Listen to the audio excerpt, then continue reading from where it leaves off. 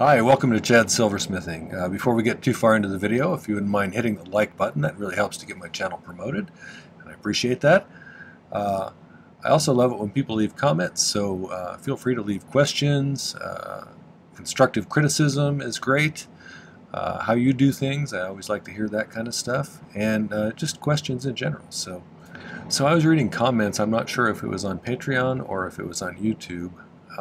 Someone was mentioning that they didn't quite know what to do with low dome half round wire, and over the years I've found a few uses that I think are really good and produce some rings that, while not super unique or anything, are very marketable and sell well at shows. So I'm going to show you three different kinds that I've done before, one being very simple, one with a little more complexity, and then the final one will mount a stone on it and make a kind of a wide, sleek, simple single faceted stone band.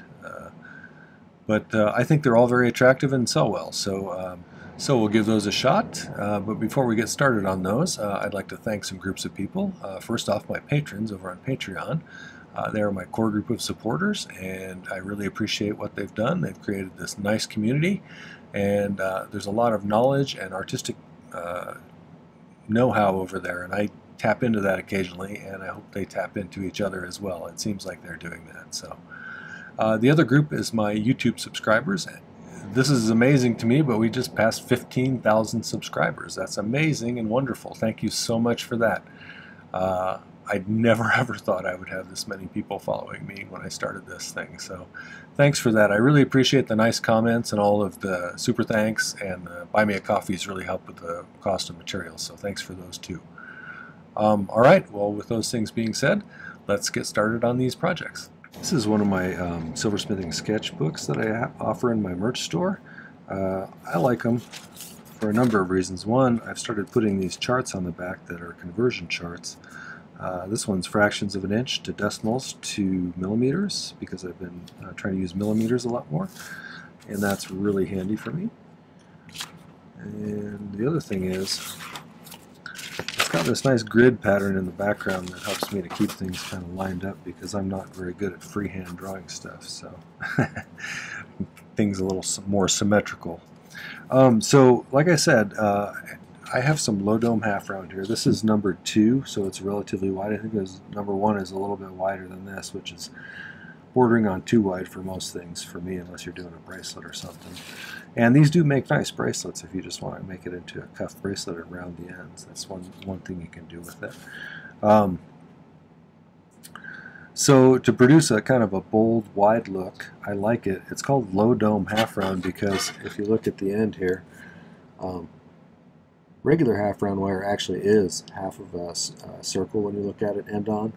This is spread much wider and much thinner, but still curved like that. So that's why they call it low dome.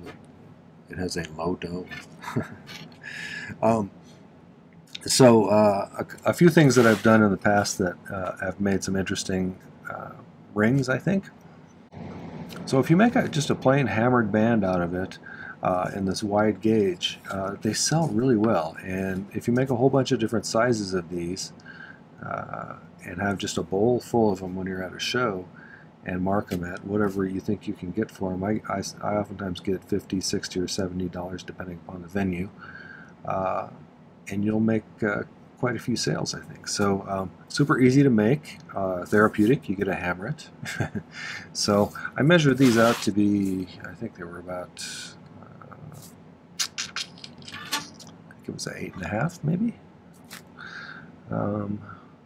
But let's cut one here to start with. So, and these are actually to length because I actually measured it out. So let's do this.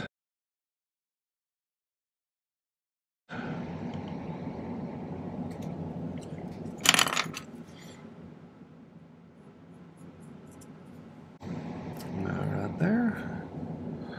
And you can saw this if you want. One thing you can do when you're cutting really thick stuff like this is if I score it with my wire cutters. You actually can, with these wire cutters, cut right through this stuff, but I usually try not to because it puts a lot of strain on them. But once you do that, grab it right next to it like that, Just bend it back and forth.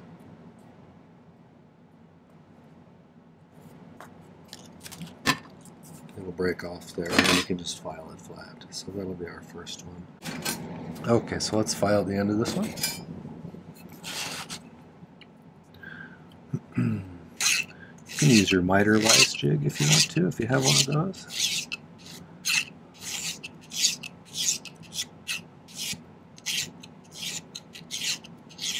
You can brace it against something if you like. I know some people get a little warped about me hair filing.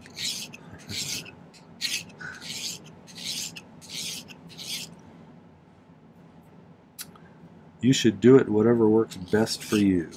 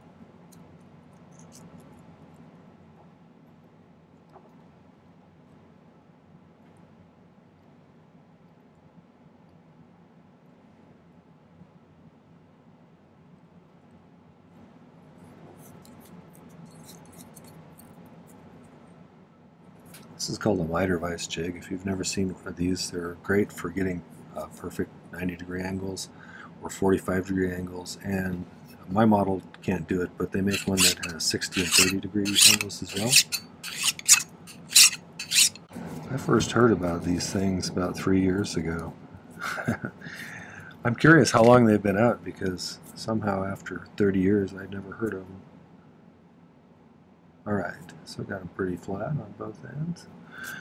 Let's put it around the mandrel. One thing about this low dome half round, it is relatively hard to bend, so if you don't have super strong hands, it might be a good idea to get one of those ring benders that they make.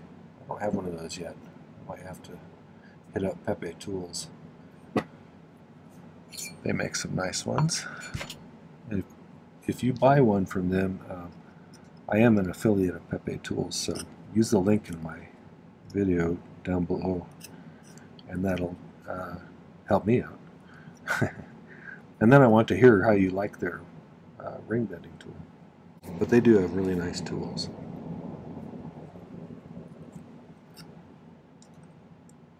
So I'm bending these inwards. You can, if you're getting to this stage, and you need better leverage, one thing you can do is you can go one this way and one this way, and that gives you way better bending leverage using both hands like that, so you can get a lot closer.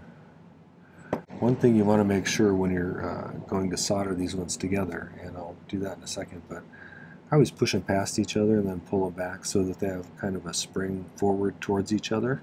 That way, even if the metal softens up and relaxes a little bit when you're heating it, then it won't pull apart. I'm just kind of fine-tuning how they join each other here. I find that if I bring the two ends straight towards each other rather than try to do the whole thing round at once, I end up getting a better solder joint. That's not the only way to do it, and you can do it however you want. It works good for me that way. So, alright, if you haven't been to my channel before, I use hard silver sheet solder for most things, which looks like this. And I use liquid flux that I dribble on mostly. And I use a Silversmith model, which is their acetylene air model. And it's a great torch. I love it. And so let's solder this band. For something like this, I'm going to cut a long strip. If I can find the little shears. I really want to have full penetration of that seam all the way up and down. And so I'm going to bend this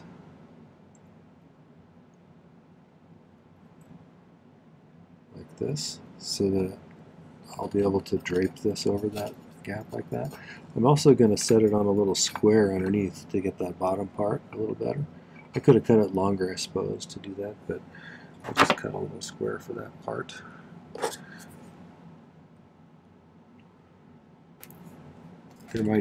There's probably enough solder there already, but I want to make sure we get a good flow, so we'll put it there.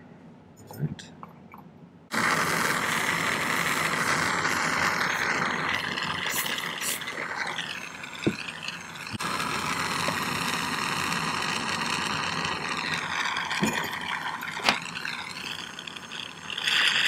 Now there's quite a bit of metal in these wide bands like this, so it's going to take a little bit of heating. And just like any other band, you're going to want to heat it from, around the entire thing to get the whole, either of these sides of this gap to reach temperature at about the same time. And that's so that that solder just kind of puddles right there and doesn't jump to one side or the other.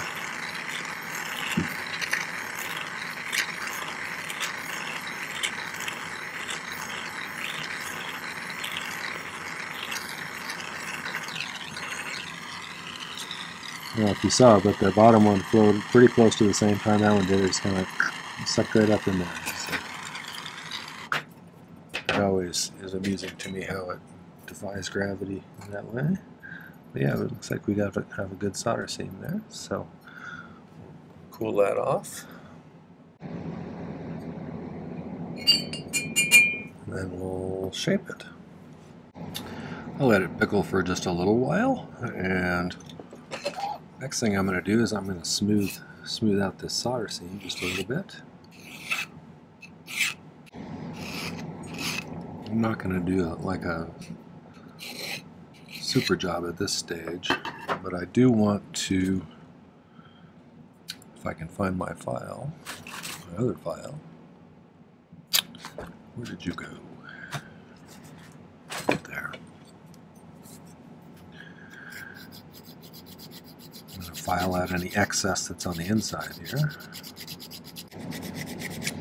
If you don't get rid of any bumps on the inside when you round this out on the ring mandrel, it'll kind of produce a bump on the outside. So I'm just going to round it out, my ring mandrel.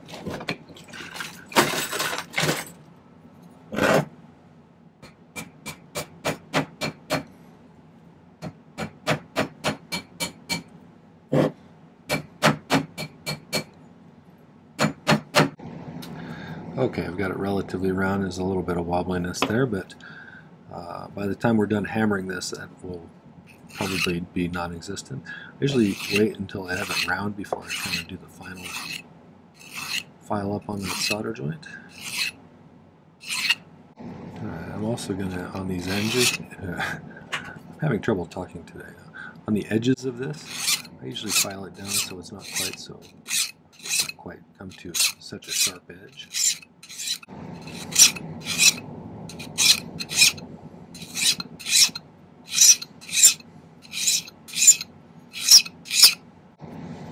Okay, so I'm going to let that one pickle for a while longer, and then we'll hammer it.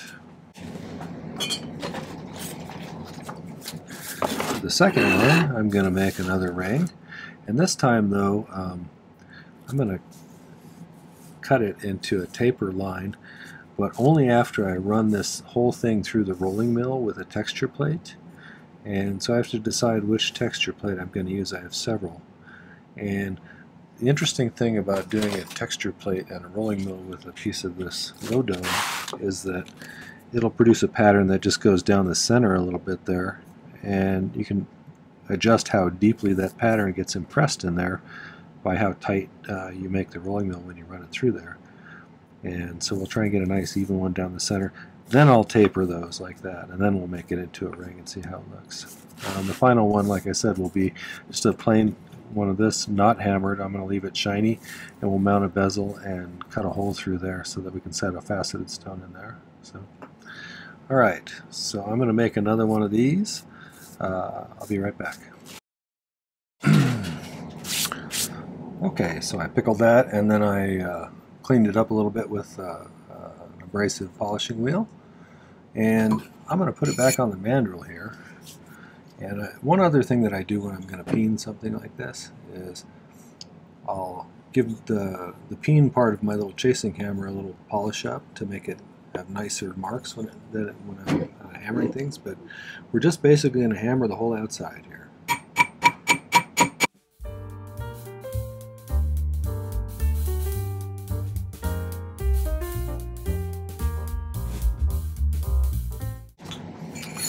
That's basically what we have to do for that one. Oftentimes, I'll peen the edge a little bit too.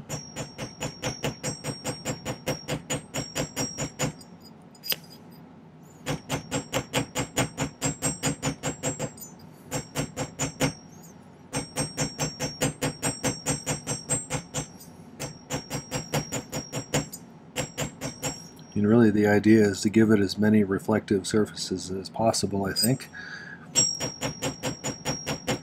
And that's the appeal to these, I believe, is once you really shine them up, they're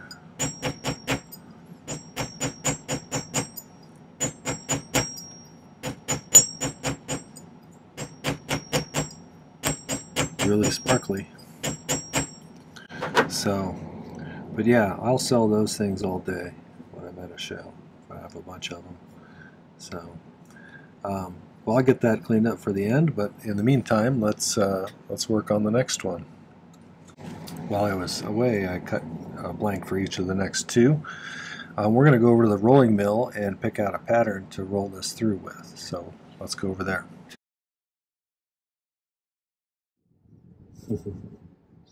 Hopefully I've concealed most of the mess over here.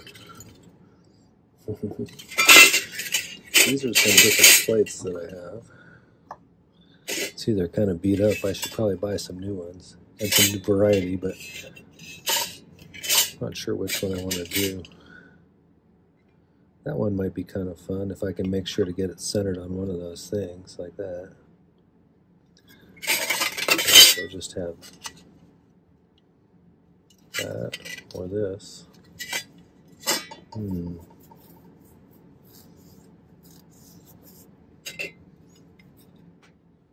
This one just kind of looks like knurling or something. That's kind of cool. Should I do that one? Let's do that one. I think we'll risk less mishaps if we do that, right? I guess we'll see. So I set this earlier a little bit to the depth I think it needs to be. We'll see how it goes. That feels a little loose, so.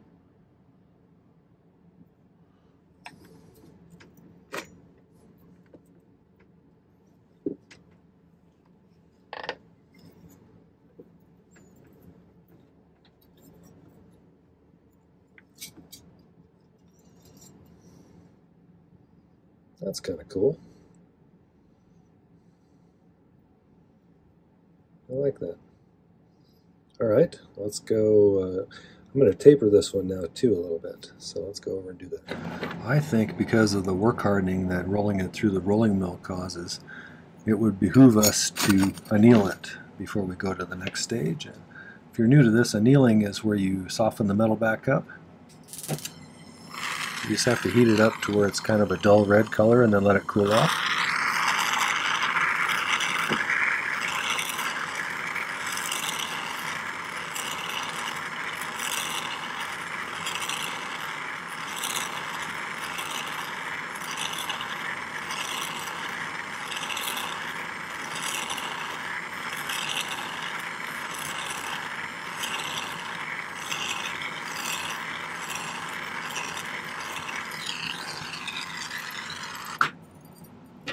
That should help a little bit. So our next step is going to be to find the center of this ring. Where did my little ruler go? So 1, 2, 3, 4, 5, 6. So 1, 2, 3.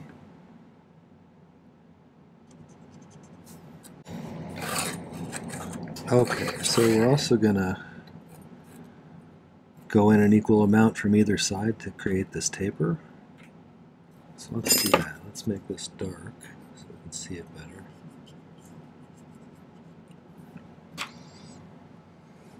Do that on this side too. I may need to flatten this out again because squishing it through the rolling mill has probably made the ends not flat again. But right now we just need to kind of find how far in we want to go. So if I want the taper to be about to right there, that's 1, 2, 3 millimeters about. So we go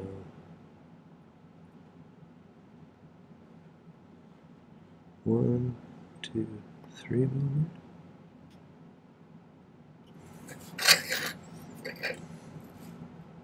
Now the trick is going to be to scribe the line between those two because it's a curved surface. So I'm going to do my best here.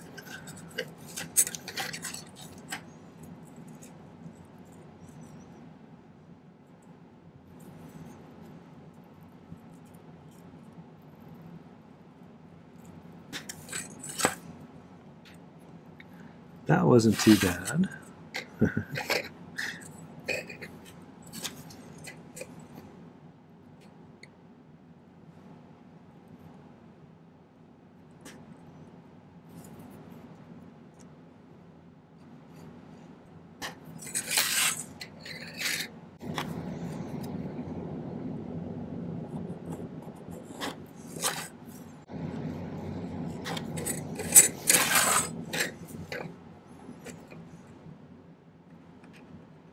Pretty close. So let's go saw those out. Okay, so let's give this a try.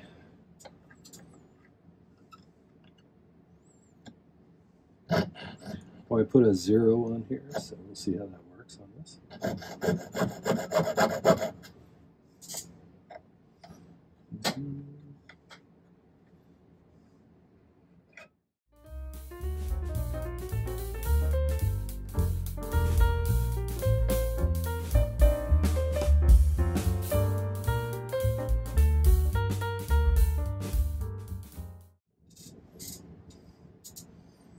Okay, well, I'll get that cleaned up with the file and then we'll solder it together. Okay, so I've got it ready for soldering, and I'm going to solder it on the inside here so I get less of the pattern on the outside edge.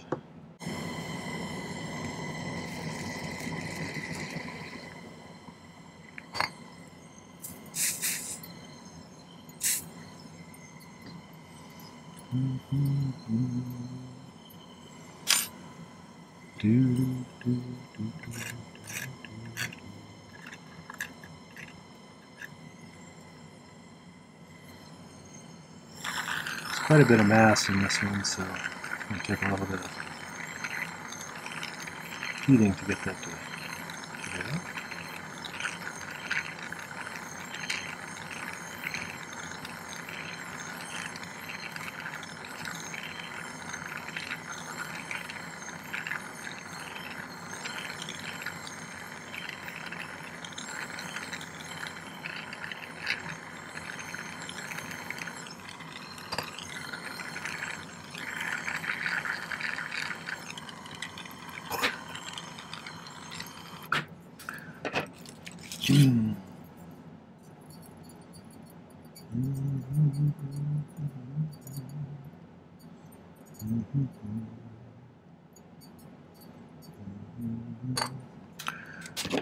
So I do something called pick soldering sometimes, which allows me to place a little bit of solder where I want it to be.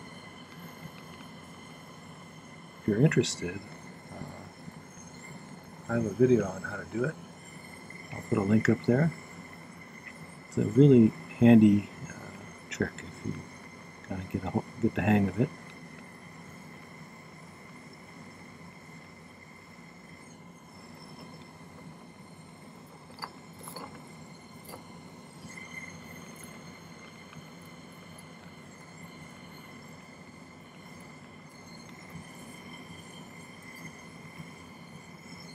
Oops. I dropped the ball.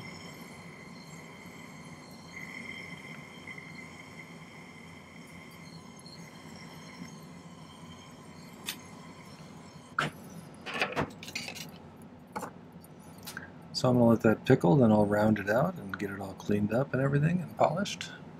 In the meantime, we can start working on the third one. I need to make a little bezel for this Peridot. That I was going to do either an amethyst or a Peridot, and I asked my wife, and she said, go with the Peridot this time. So I'm going to go with the Peridot. Looks like it's a little unprepared today.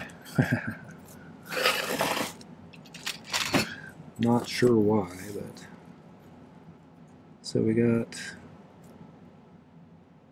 what is it, about a 6x8.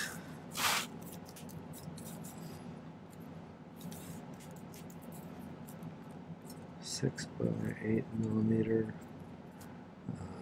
oval Peridot. There we go. And we're going to use 3/16 inch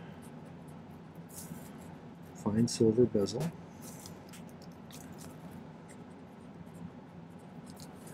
And it is 4.76mm tall. But it's going to get filed down quite a bit. The other thing is it's going to be 26 gauge, which is 0.41mm if I remember right. Double check that before we are done. Okay, so first off, let's find the center of this.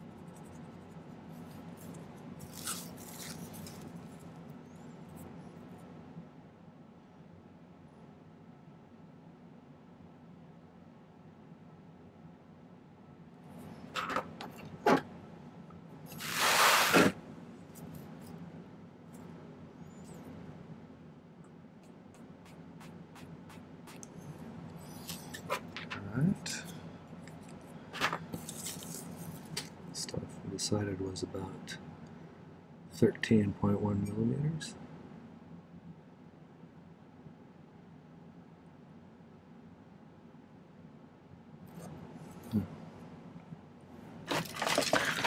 I find pretty close to the center point of that, so we're going to go about 7.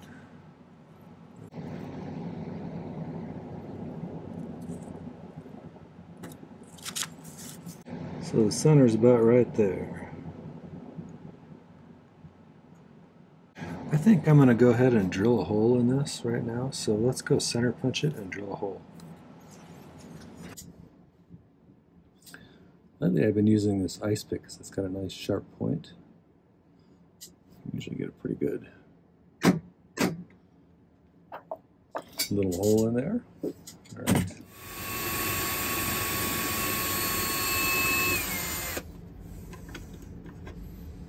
Alright, we're through. We'll go back to the main area now. Okay, now let's make that bezel here.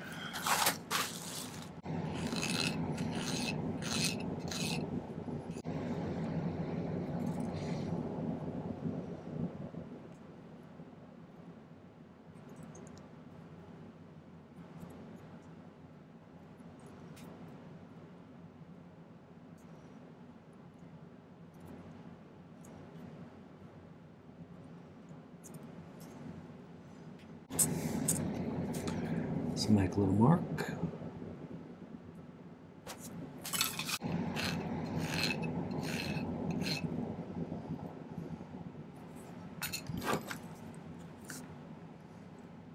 Set this this out of the way from there.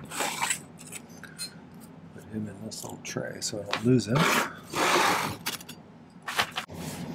So if we're going to mount a bezel on this after I get this soldered and shaped, we're going to need to bend this first, because if we solder it down here first and then bend it, it's going to distort your bezel really badly.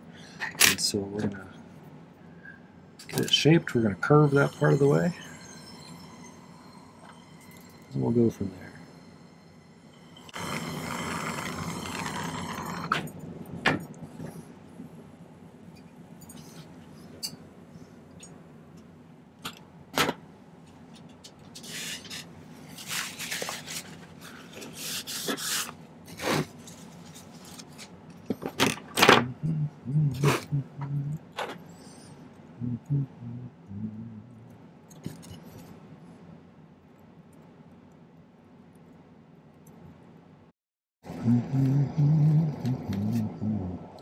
That's just about right. Okay, file this bottom just a skosh. So let's bend this around the mandrel just a tiny bit.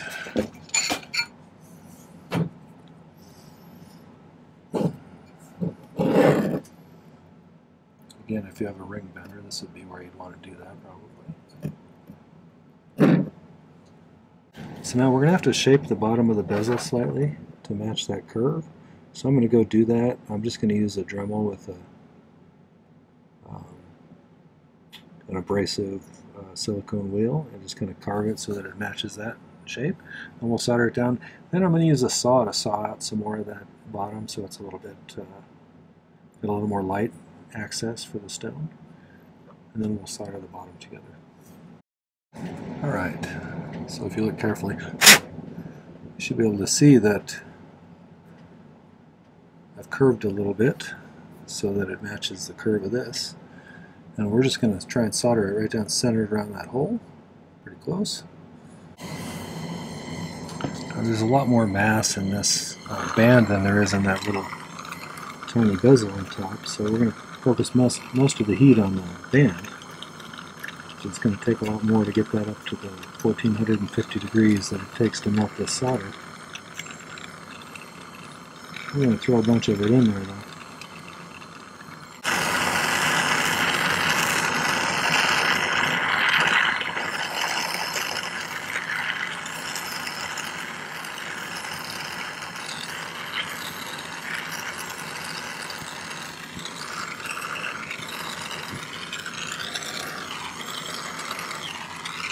Okay.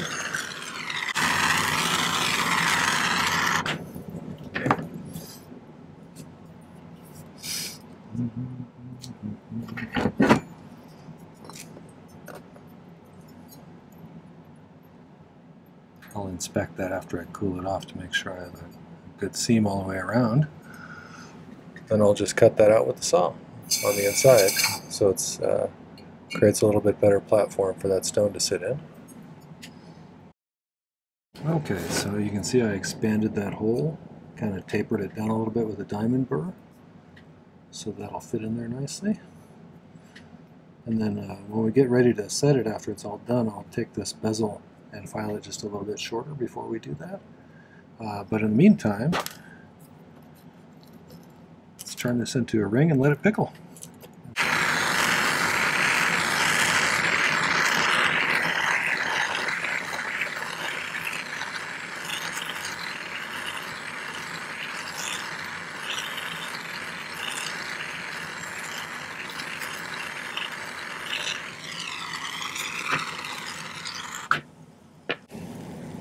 Looks like we got a good seam all the way through.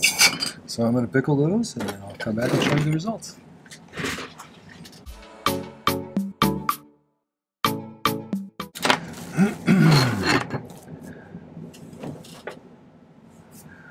Okay, so I got the 3 rings done.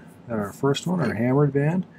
And like I said, these things sell like hotcakes. Sometimes people really seem to like the bold width of it along with the sparkliness as it catches the light. This one, I've done several like this where I tapered the half round wire, and this is the first time I did this particular thing with the rolling mill, but I kind of like how that came out. That's really kind of cool. So I will do that again probably. And then finally here's the little Peridot one with just a simple but really bold kind of looking ring. So I think it makes for a nice ring. So, and you could put whatever kind of stone in there that you wanted, but I really like that Peridot. So I'll get some better pictures and put them at the end. All right, well that was 3 different ways you can use some low dome half round wire and make some cool rings that'll sell well. I hope you enjoyed that video. If you did, make sure to hit the like button before you leave. And one other thing, if you take a moment and check out my channel page, I have almost 400 YouTube videos up now. I've been doing 3 per week for about coming up on 3 years now, so there's quite a catalog of videos there. There's many different techniques, many different project ideas. There's some specific things for beginners, some specific things for intermediate folks, and some specific things for advanced folks. So there's a lot of different content over there, and I'm sure you'll be able to find something else you like. So check those out, and then come back and make sure to subscribe to my channel and tell your friends about it as well. The other thing is, check out the video description down below. There's some important information down there, including a lot of links. If you wanted to get yourself a copy of my ebook from last year, there's a link for that. There's a link to my merch store if you want to get yourself one of those nice design idea books I showed you at the beginning. And there's a link to my Patreon if you want to see what that community is about. So check those out. Come back and visit again. Take care. Happy silversmithing.